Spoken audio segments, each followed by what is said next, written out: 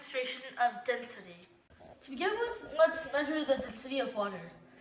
So first let's turn on the scale. And now, since we put on the cup before we turned on the scale, it now thinks the cup is part of the scale. So now we can accurately measure the water. So when we pour it in, it shows that it weighs 80 grams and it has about 80 milliliters of fluid inside.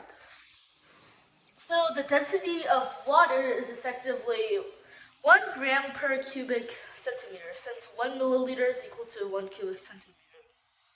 This is because the measure of density is set as the density of water as its unit.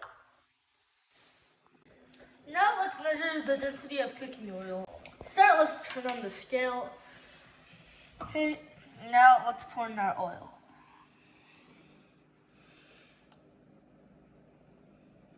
And that's about it.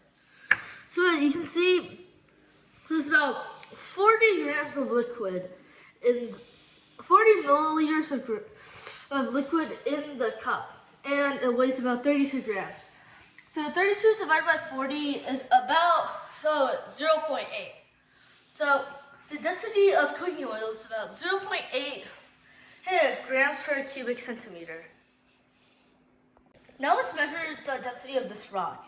So as you can see, we turned on the scale so that it thinks that this whole thing is a scale. So now there's 80 milliliters of fluid in this cup, right? So if we put in the rock, it displaces about 40 milliliters or 40 cubic centimeters of space in the cup. So the volume of the rock is 40 centimeters cubed. So as you can see, the weight went up. The weight went up by 102 grams. So that means the rock weighs 102 grams. So that means the density of the rock is about 2.55 grams per centimeter cubed.